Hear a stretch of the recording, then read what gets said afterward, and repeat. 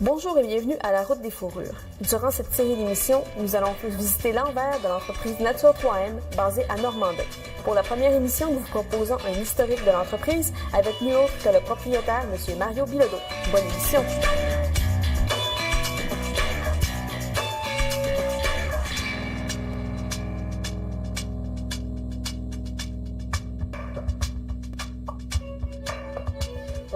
Bonjour M. Bilodeau, merci beaucoup d'avoir accepté de faire cette série d'émissions-là avec nous, c'est très apprécié. Bonjour, ça fait plaisir. Ça fait extrêmement longtemps que vous travaillez dans le domaine de la fourrure, de la taxidermie et tout ce qui est autour finalement. Oui, tout ce qui concerne la nature, si tu veux. Oui, parce qu'on regardait les articles sur le mur, puis vous aviez 15 ans, puis vous étiez déjà... C'est ça, on était déjà en business. Petite business, mais on était déjà en business. Ouais. On faisait ça pour gagner nos fins de semaine. On faisait ça avec mon cousin. Puis après ça, un de mes amis, qui aujourd'hui malheureusement est décédé. On faisait ça ensemble, puis on gagnait nos fins de semaine avec ça. Puis on était des amateurs de chasse, de pêche, puis de trapage. Fait qu'on a toujours été... Pour moi, c'est naturel. Tu sais, la forêt, mon père, on a commencé jeune à aller en forêt. Fait qu'on a tout le temps été... On restait à Saint-Thomas-d'Idyme, fait qu'on c'était bien proche de la forêt. Fait que c'est comme ça qu'on a débuté ça. C'est une passion que... Moi, dans ma tête, ça a toujours été comme ça. J'ai toujours pensé que j'allais m'en venir qu'à faire un métier, mais je savais pas quelle ampleur ça allait prendre. Mais je savais que j'allais... Dans ma tête, je disais ça des fois à mes parents, puis mes parents me disaient « Ben allô Mario, je suis pas sûr, la taxidermie, c'est pas vraiment un métier, c'est plus un hobby qu'un métier. » Mais en fin de compte, on a réussi à tout englober plein de choses autour de ça, qui fait qu'on s'en est fait un métier, avec la fabrication, avec beaucoup de choses. Hein. Oui, parce que maintenant, il y a énormément de secteurs différents dans l'entreprise, des lignes de vêtements particulières, les bottes aussi qui sont à un autre département à part. Fait que comme ça, c'est sûr que vous, c'est parti de... Finalement, qu'il y avait cette activité-là qui était pratiquée dans votre famille depuis... Elle n'était pas pratiquée dans ma famille, mais on était des gens qui aimaient beaucoup... On ne pratiquait pas mon père ne pratiquait pas la taxidermie. Mon père était amateur de chasse et de pêche. Ouais, fait que c'est comme ça que ça... Puis moi, j'aimais ça un peu plus peut-être que l'ordinaire. Fait que c'est pour ça que là, la taxidermie m'intéressait. Les animaux m'intéressaient beaucoup. Fait que c'est comme ça que j'ai commencé. J'ai fait de la taxidermie, puis on a acheté des livres. Parce que la taxidermie, c'est pas courant, les cours de ça. Dans le coin ici, ils s'en donnaient pas. Fait que j'avais suivi un cours par correspondance en 78 ou en 80, même pas, non, 76, je sais pas, quelque chose de même. Puis là, ça m'a peut-être fait perfectionner un petit peu, là, avec ces techniques-là. Puis éventuellement, on a connu d'autres taxidermistes. C'est comme ça. Dire, parce que j'imagine qu'il y a quand même quelques personnes, en fait, il y a des gens qui pratiquent ça comme amateurs, comme hobby, comme vous dites, chez eux, mais des commerces en tant que tels. Il y en a quelques-uns. Quand même, au Québec, on doit être à peu près 25 qui vivent de ça, là, 25 personnes, mais les autres, c'est peut-être pas des business aussi grosses que la nôtre parce que c'est seulement de la taxidermie qu'ils font. Ils font pas, comme nous autres, la taxidermie, le tannage, la confection, la vente de peau, la confection de costumes. Nous autres, c'est très, très, très diversifié. On vend jusqu'à des courses d'épinettes rouges. Tu sais, c'est très, très de la gomme de sapin. C'est très, très, très diversifié en frais de produits, mais c'est tout interrelié par la nature. Ouais. Puis, la première boutique, en fait, à partir de quand, là, vous disiez que vous faisiez de la taxidermie pour se faire un petit peu d'argent. Oui, c'était un hobby, oui, on aimait ça, mais les gens nous en demandaient, pourrais-tu me faire monter cette bête-là, pourrais-tu me monter cette bête-là? Fait que là, c'est comme ça qu'on a commencé, puis on carrait quand même pas cher dans le temps parce qu'on était amateurs, si on veut. Puis là, au fil des ans, on se perfectionnait, puis là, on s'est aperçu que c'était intéressant, le revenu pouvait être intéressant si on en faisait beaucoup, puis là, à force de se faire connaître, c'est comme ça. Là, ça m'a été demandé plus, puis là, on a dit, on va décoller une petite business là-dedans. Ouais.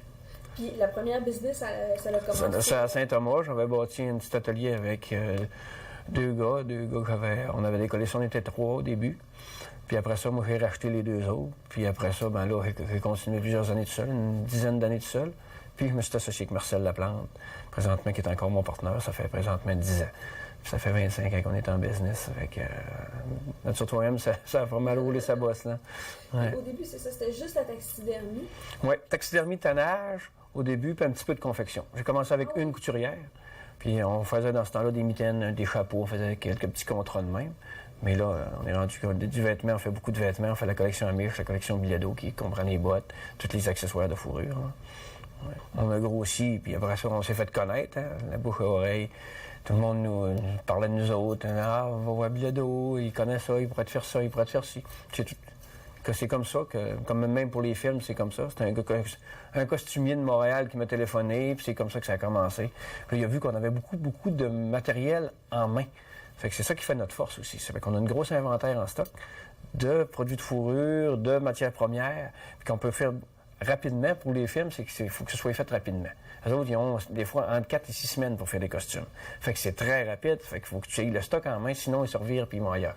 Tu sais, il faut vraiment que tu donnes un bon service. Si tu ne donnes pas un bon service, les autres, tu t'en vas pas 2 semaines, 3 semaines. Là. Moi, aussitôt que les films, ça téléphone, c'est que j'auge tout, je pack le stock qu'ils ont besoin, puis bingo, on embarque là-dedans, parce que sinon, on perd les contrats. Ouais.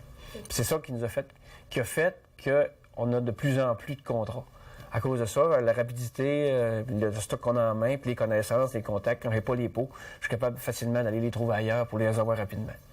Dans la fourrure, c'est plus ce que c'était aussi, il faut se dire, faut le dire. C'est rendu beaucoup en Chine, c'est rendu en Corée, c'est rendu ici dans les autres pays. Là. La fourrure, avant ça, à Montréal, c'était vraiment le point tournant de la fourrure dans le monde. Mais cette heure, c'est plus ça. Là. C'est rendu que c'est beaucoup à l'étranger, malgré que... Puis, il y a beaucoup, c'est très grand la fourrure, mais il n'y a pas beaucoup de monde. Là, tout le monde se connaît là-dedans. T'sais, dans le domaine, moi, tu vas aller à Montréal, puis tu vas me nommer mon nom, puis probablement, à 90%, tu as des chances qu'ils me connaissent. Ils vont savoir qui c'est Nature Toile. Ils vont savoir qu'on travaille la fourrure, puis qu'on vend la fourrure. Justement, par rapport à l'international, comme vous, ça a commencé à partir d'ici, à partir de Normandin, de cette homme. Oui, Internet aussi nous a aidé beaucoup. Ah, oui. On s'est fait connaître beaucoup par Internet. Beaucoup aussi des touristes qui ont venu, qui ont vu le potentiel qu'on avait dans la main-d'œuvre. Parce qu'on est quand même la plus grosse équipe au Québec qui travaille la taxidermie. Fait que c'est pour ça qu'on fait on a beaucoup de sous-contrats. On travaille beaucoup pour les Américains. Fait que ça nous donne... puis ça de fil en aiguille, mais tout le monde se parle. Puis on va voir sur Bilodeau, c'est rapide, tu vas être capable d'avoir ton... Parce que d'avoir un trophée, c'est bien le mot d'avoir fait la chasse, d'avoir un trophée, mais si tu l'as 2 ans après, tu as beaucoup moins d'intérêt. Fait que nous autres, c'est ça qui fait notre force, c'est qu'on livre en dedans 2-3 mois, c'est livré. Fait que ça c'est intéressant pour les chasseurs qui viennent ici dans le secteur. Puis ça, on parle justement des différents secteurs de l'entreprise. Quand je suis passée près de la salle de conférence, on voit des portes vitrées, puis on voit les ateliers en arrière. Oui. C'est énorme, c'est très grand. Oui, c'est grand. Il y a aussi un autre endroit aussi pour la taxidermie. Oui, le tannage, oui. Fait que ça, juste ici en Normandie, vous avez pratiquement tout l'ensemble de vos activités sur ici. Oui. Tout est fait ici sur place. Quand on a dit c'est impressionnant parce que là, on voit toute la gamme des produits, on voit les bottes sur le mur, on n'a pas l'impression d'arriver dans un petit atelier, un petit shop, un petit magasin. C'est parce que les gens ne savent pas. Il y a beaucoup de boutique ici, il y a énormément d'activités. Les gens ne savent pas, ils ne sont pas au courant. Beaucoup, ils savent que Bilodeau, c'est la fourrure, mais ils ne savent pas vraiment ce qu'on fait. Tu sais, ils entendent parler un petit peu dans les journaux, mais on fait vraiment beaucoup de choses. On fait du squelette, on fait des costumes de film, on fait des bêtes motorisées, téléguidées, mécanisées. Tu sais, on fait beaucoup de choses. C'est très, très diversifié en frais de produits. On a même fait dernièrement, on a refait Wowo, la mascotte. Tu sais, on fait beaucoup. Tout ce qui touche la couture, tout ce qui touche la matière de cuir, fourrure, l'écorce, les huiles, toutes ces choses-là, là, c'est toutes des choses qu'on développe tranquillement, qui fait que ça nous apporte beaucoup. C'est beaucoup de choses à gérer, mais c'est des choses tout interreliées qui est très intéressant pour la récupération. Quand on parle de la main-d'œuvre, ça veut dire que vous avez plein de gens plein de professions différentes avec tous des parcours différents. Oui, puis ils ont vraiment été formés, là, un petit peu sur le tas, si tu veux, puis les gens sont très polyvalents. Mon équipe, là, c'est très polyvalent. Une fille peut autant travailler la fourrure, elle va travailler la journée d'après, elle va travailler le tissu, la journée d'après, elle va me faire des chapeaux, l'autre... Tu sais, ils sont très, très... Parce que j'ai du personnel, ça fait quand même plusieurs. J'en ai 6 ou 7 en haut de 10 ans, là, tu sais, qui travaillent pour moi, prenez, même de 15 ans et plus. Ça fait que c'est des gens ils m'ont été fidèles. Puis ça, ça fait une force pour l'entreprise et avec l'équipe avec qui je travaille. C'est du monde depuis longue date, puis qui savent où ils s'en vont, puis que j'ai pas besoin d'être en arrière d'eux. sais, à toutes les 5 minutes, comme à la taxidermie, mon équipe de taxidermistes, c'est des gars attentionnés, professionnels, qui sont capables de gérer eux-mêmes. Moi, on fait une réunion ou 2 par mois, puis des fois même pas, dépendamment des contrats qu'on a. Mais quand c'est un contrat d'au-dessus d'un mois, moi, on met le contrat sur la table, puis tous les matins, je passe, puis that's it, là, je vais repasser sur la fin de la journée, voir si tout est correct. Souvent, c'est une couple de coups de téléphone, puis c'est réglé, là. Tu sais, c'est vraiment des gens qui sont capables de faire le travail. C'est ce qui fait que c'est une de nos forces. C'est la même chose dans l'atelier. J'ai un chef d'atelier, une chef d'atelier, une personne qui s'occupe des filles, la contre-maîtresse. Puis, à partir de elle, j'ai pas besoin d'aller voir chacune des personnes. Là, c'est ce qui fait que notre équipe, on a une bonne équipe. Tout est bien rodé. Oui. Depuis le temps. C'est ça, justement, aussi d'apprendre à se connaître. Puis, oui, on a une bonne équipe. Je suis bien fier de mon équipe. Puis, justement, parlant d'équipe, quand vous parliez justement vous aviez 2 divisions. Il y a les fourrures Bilodeau. Puis aussi, Amish, la collection Amish, c'est les vêtements. Tout ce qui comprend les vêtements, les parkas, les frocs, tout ce qu'il y a de vêtements, les pantalons, toutes ces affaires-là qu'on fabrique. Puis la collection Bilodeau qui comprend toutes les bottes de fourrure, les accessoires de fourrure et tout ça. Mais en plus de ça, on fait beaucoup de sous-traitance. Parce qu'on travaille pour le designer Marius Gagné à Montréal, les produits Aricana. Ça fait plusieurs années. Ça fait au-dessus de 10 ans qu'on travaille pour eux autres. On travaille pour Louis Garneau, depuis plusieurs années. Ça doit faire une dizaine d'années qu'on travaille pour Louis Garneau aussi. On travaille pour Rachel F., qui est une autre fille qui fait du design. C'est une fille de Chicoutimi, d'ailleurs, qui est présentement à Montréal depuis plusieurs années, mais qui est designer à Montréal, qui fait la collection Rachel F., elle, c'est du produit recyclé, des matières, des petits manteaux, des bourses, des sacs, des chapeaux, plus fashion. Elle travaille beaucoup à l'extérieur, aux États-Unis, à Las Vegas. Ça fait beaucoup de shows. Oui. Fait que c'est intéressant. C'est des gens avec qui c'est le fun de travailler parce que c'est du monde intéressant. Puis en plus, Mario, c'est une fille de Québec. Puis Rachel, c'est une fille de Chicoutimi. C'est proche, mais ça veut dire que sans savoir, si on s'achète un manteau Louis Garneau puis il y a de la fourrure dessus. Oui, c'est Bilodeau. Ben, c'est Bilodeau. Oui, c'est ça. Il y a on a beaucoup. Pas rien que ceux-là. Là, ça, c'est les principaux, mais il y en a beaucoup d'autres. On a Quartz Nature, Valenga, il y a plusieurs compagnies pour qui on travaille. Après, il y a beaucoup de sous-traitance qui est comme ça pour des chapeaux, pour des compagnies de chapeaux aussi. Garneau, une petite compagnie c'est du Québec, je crois, qu'eux autres font des chapeaux. Si on fait un petit peu de travail pour eux autres. Fait que c'est le fun. Ça fait diversifier. Puis justement, quand vous parliez, là, on a une petite primaire parce que c'est les nouveaux modèles de bottes ici qu'on a avec nous. Oui. Et donc ça, vous disiez que il y avait eu de la distribution de la marque au Groenland. Oui, on vient de vendre ce modèle-là présentement. Ça a été dessiné justement par Rémi Terrien. C'est un gars d'ici qui travaillait pour le Cirque du Soleil. Puis Star, il est rendu par ici, il est revenu dans le coin. Ça fait qu'il est venu nous rencontrer parce qu'il y a des places qui font des chaussures dans le coin. Lui, il était spécialisé dans le design de chaussures. Puis dans le coin, il n'y en a pas beaucoup. Fait que lui, il est venu me présenter ce qu'il était capable de faire. Fait qu'avec lui, on a dessiné une collection. Puis ça, bien, aussi, c'est tous des produits diversifiés. Fait que là, on est loin. Vous faites, c'est sûr, des grosses bottes d'hiver. Oui. On fait la botte de motoneige, en parenthèse. Oui, on s'en. Mais là aussi, fait que là, il y a comme tout. Ça, c'est une mouvance, on pourrait dire, à apporter. Oui, c'est ça. Plus ville. Nous autres, on appelle ça urbain, notre collection urbaine, si tu veux. On a différents modèles. On a plusieurs modèles. Peut-être une douzaine de modèles là, qu'on distribue partout au Canada. Puis ça, les gens vous approchent ou... on a des voyageurs. On a 2 personnes qui voyagent nos produits. Une dans la collection Amish, puis une dans la collection des bottes. Là. Qui sont spécialisés puis qui s'occupent... Oui, c'est ça. Plusieurs années. Plusieurs années. Il y en a un que ça fait au-dessus de 10 ans qu'il vend la botte Bilodeau. Fait que là, il y a la nouvelle collection avec lui. Par rapport à ça, je me demandais aussi, le nom Nature 3M, les 3M, qu'est-ce que ça signifie? C'était Mario, Marcel et Michel. Michel est un actionnaire qu'on a racheté. Fait que là, on est 2 M dans le fond. Oui, c'est de là que ça voulait. C'est de là que ça part le nom. Nature 3M. Nature, parce que c'est tout ce qu'on touche et presque, c'est tout ça entoure la nature. Donc, votre nom? Moi, c'est Marcel Laplante, co-propriétaire avec Mario Bilodeau de l'entreprise Nature 3M, les produits Bilodeau. Vous avez plusieurs rôles ici, là, si on m'a dit. Moi, je fais de l'administration, un peu, parce que je n'ai pas toujours le temps, mais je fais l'entretien des bâtisses, l'entretien des machines, Puis je vais à taxidermie beaucoup en bas pour vérifier, faire la vérification s'il y a le temps, puis comment c'est fait. Puis la préparation pour le shipping. Fait que c'est toujours un suivi pour finir pour un jour. C'est de même qu'on veut. Si on veut sortir une qualité, il faut que ça soit ça. C'est ça. Fait que vous, on peut voir partout. Puis justement, par rapport à la manutention, on en a discuté un petit peu plus tôt. Vous chargez finalement de tout emballer ça. Et quand il y a des commandes spéciales, ça demande aussi des emballages spéciaux. Puis ça, comment ça se passe dans ce temps-là? C'est ça. Quand on livre au Québec, c'est toujours un emballage spécial parce que les bêtes, c'est toutes des bêtes, souvent c'est des trophées pour le client.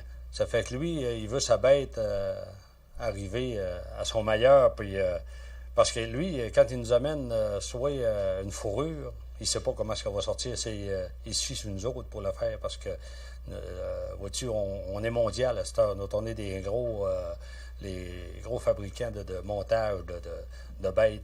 Fait que quand ça arrive chez eux, il faut que ça s'aille pacté comme dans le soie. Autrement dit, une belle paire de pantoufles qu'on donne à une femme. Il faut que ça s'aille dans le soie. Fait que là, c'est plus professionnel. Fait que notre nom, il faut toujours le garder pour ça. Ça veut dire que tout ce qui est susceptible à pouvoir se briser, il est recouvert. On met des bulles, on met du rembourrage. Puis quand on livre à l'extérieur, soit aux États-Unis, en Europe ou en Russie, là, on met ça, ce qui prend le bateau, mettons souvent, là, c'est un autre emballage. Ça prend du bois traité, étampé par le gouvernement parce qu'on ne peut pas envoyer n'importe quoi. Puis ça prend de la polythéine, il ne faut pas que l'eau rentre là-dedans, puis parce que ça embarque dans des conteneurs, puis ça s'en va par bateau. On met un foam à l'intérieur aussi pour... souvent, si ça change de température pour l'humidité, fait qu'on met une polythène tout le tour, puis des bulles pour protéger les yeux, les oreilles, la bouche. Puis, c'est un emballage. On prend beaucoup de précautions pour l'emballage pour que la bête arrive à son 100% chez le client. Je vois tout, pas mal de tout ici. On essaye d'organiser aussi, quand on fait des achats, on essaye de payer le moins cher aussi pour donner aux clients le moins dispendieux possible les produits. Fait qu'il faut faire des recherches. Puis les entretiens de machines, comme une machine qui est posée un matin. Fait que là, il faut que je la supervise de A à Z. Les employés, souvent, parce que moi, mon ancien métier, c'était pas ça, taxidermiste, dans taxidermie. Non, on était dans l'acier, puis avec... là, un peu travailler dans les moulins. Fait que j'ai donné une bonne base pour faire ce que je fais aussi. C'est ça, parce qu'apparemment que vous aviez une réputation de patenteux, de quelqu'un qui était capable de... C'était un peu mon métier, ça, patenter par rapport... je suis machiniste de métier. Fait qu'en étant machiniste de métier, c'est quasiment ma vie. J'ai fait travailler 30 ans là-dedans. Ça fait que quand il y a une petite patente, c'est moi qui fais ça. Hein. On a fait une machine pour... virer les bottes de bord. Fait que c'est un succès. Puis là, on est en train de développer une autre machine pour entrer les feutres. Puis ça finit pas. On essaie de développer. C'est sûr que avant, tout était manuel. Fait que c'est dur pour le système, c'est dur pour les mains, c'est dur pour les épaules. Puis là, avec ces machines-là, la même personne, il peut faire 8 heures sans arrêter. Mais avant ça, il faisait 2 heures, 3 heures. Il fallait qu'il arrête, il n'était plus capable. Puis à cette heure, il fait 8 heures. Même une femme, à cette heure, peut faire le même ouvrage que l'homme faisait avant, par rapport, c'est plus physique, là. On ne dit pas que l'homme était meilleur que la femme, mais c'est parce que c'était un job physique, puis à cette heure, la femme le fait aussi. Ça réduit, j'imagine, aussi l'incidence de maux d'épaule, les tendinites, ça n'existe presque plus. Ça fait que c'est de l'amélioration pour une entreprise. Fait que ça fait mettre du monde plus polyvalent aussi. Fait que, si à un moment donné, on a besoin d'une personne plus petite, plus grande, ils peuvent la faire, puis sans difficulté. Ça fait que c'est d'améliorer tout le temps. Puis tous les jours, il faut améliorer. Fait que, si on veut venir, aujourd'hui, il faut se battre contre l'Asie. Hein. Fait qu'au salaire qu'on a au Québec, il faut se battre contre le monde qui travaille à 3 piastres par semaine. Fait que si on veut arriver pour être compétitif, il faut prendre les moyens pour. C'est ça qui est l'entreprise. C'est ça qu'on me disait, c'est que depuis à peu près 2 ans, là, ça n'arrêtait pas. Il y avait commande par-dessus commande, puis il y avait beaucoup d'activités, beaucoup d'effervescence depuis 2 ans. Ah oui, quand voilà 2 ans, on avait 2 taxidermistes. Puis là, on est rendu 6 qui travaillent, puis ça en prendrait encore. On aurait besoin encore d'autres. Mais ça, la taxidermie, c'est pas un métier qui s'apprend à l'école. Ça s'apprend, c'est nous autres qui le montrent. C'est encore la formule de l'apprenti puis de quelqu'un qui lui enseigne. Ils apprennent ça à apprendre sur le tas. Mais dans le temps que notre taxidermiste le forme, il est moins productif aussi. Puis c'est ça ça fait que c'est plus long. Mais quand une personne là, il apprend vite. Une personne qui aime ça, là, c'est comme n'importe quoi, t'apprends. Est-ce que la fourrure n'est pas un peu en train de rajeunir? Oui. On rajeunit beaucoup l'image de la fourrure depuis, j'imagine, j'ai comme l'impression depuis le milieu des années 90. Oui, depuis que les manteaux sont moins... Parce qu'on sait que les manteaux, les manteaux longs, les manteaux de chat, les manteaux de vison, tu sais, on en voit de moins en moins. Tu sais, tu vas voir l'insertion de fourrure beaucoup, des produits plus fashion dans la fourrure, mais... Puis, tu sais, le monde, c'est du tout à porter. Des manteaux de fourrure, vous allez en voir, mais souvent, sont à mi-cuisse. C'est des manteaux courts, des jackets sport, des manteaux légers, des couleurs, des rasés. Tu sais, la fourrure, c'est ça. C'est de l'insertion, c'est plus les anciens manteaux de choix de nos grands-pères, puis les manteaux de vison de nos grands-mères. Tu sais, c'est ça, qui était lourd, puis trop chaud, parce que à cette heure, on sait que les voitures, c'est plus ce que c'était. On a des bonnes voitures, puis à cette heure, on embarque dans l'auto, il faut pas que tu sois à l'aise. Il faut que ça aille léger, d'ailleurs. Fait que c'est pour ça que ça a changé. Puis aussi, il a embarqué des jeunes aussi dans la mode. Là. Fait que ça, c'est... La fourrure, il y a beaucoup de jeunes qui s'intéressent ils font de l'insertion dans les collections. Fait que c'est comme ça, c'est pour ça que la fourrure, aujourd'hui, ça change de plus en plus. Là. On en voit de toutes sortes de couleurs. Hein. L'exemple, il y a de la rouge. Ah oui. Ouais, de la rouge, de la bleue. C'est une fourrure de... Ça, c'est de la vache. Toutes les fourrures peuvent être teindues de différentes façons. Ça, c'est de la vache rasée.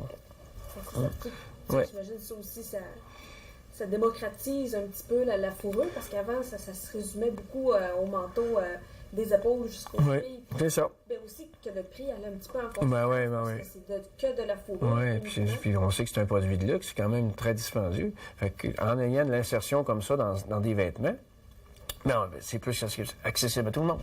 Tout le monde peut s'en acheter. Tandis qu'un manteau, quand il coûtait 7 000 piastres, 5 000 6 000, je dis qu'il n'y a pas tout le monde qui... C'est pas pour tout le monde. Pour le futur, comment est-ce que vous envisagez ça pour... De continuer à diversifier nos produits, à trouver de nouveaux créneaux. Oui, ça, c'est pas mal ce que moi je travaille fort là-dessus. C'est une nouvelle clientèle. Parce que je veux pas ça. On sort beaucoup du pays, mais je veux encore plus. Parce qu'on sait qu'aujourd'hui, il faut, rien que le secteur, si Nature 3M ne réussirait pas juste à vivre dans le secteur, dans le nord du lac, fait qu'on s'organise pour faire de la mise en marché. Comme là, j'ai présentement une fille de l'Europe qui est ici, elle vient de Paris, ça va faire 2 mois qu'elle est ici pour du commerce international. Elle a fait seulement que ça. Elle s'occupe d'ouvrir en tout le côté européen de toute Nature 3M, des produits Nature 3M dans tous les secteurs. Ouais. C'est impressionnant. Ouais, ça va être à surveiller durant les prochaines années. Oui, c'est ça. On est en train de travailler ça fort.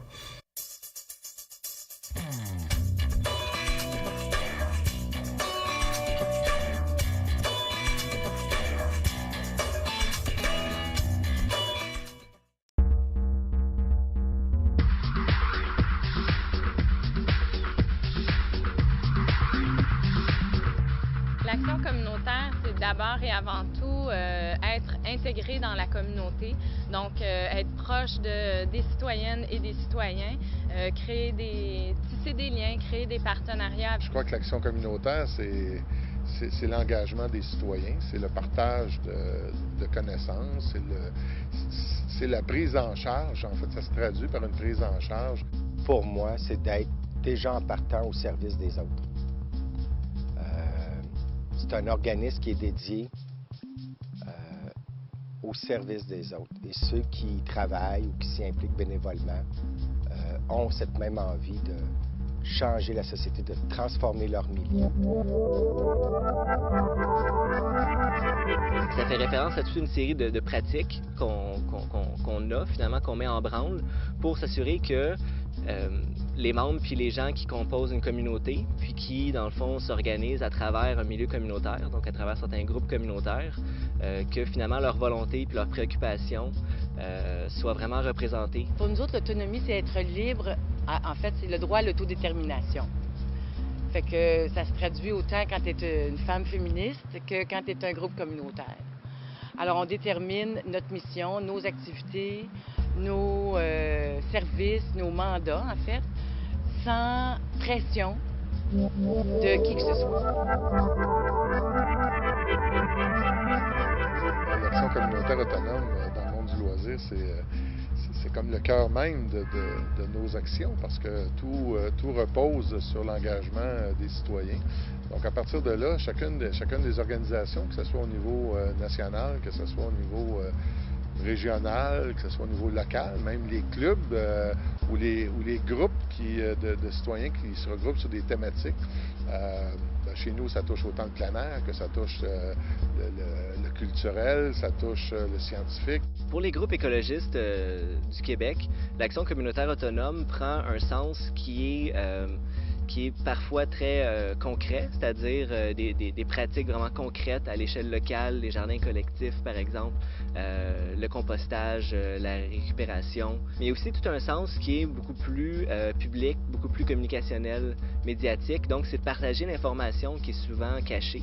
Donc les groupes écologistes vont promouvoir des façons de faire qui sont différentes, des alternatives.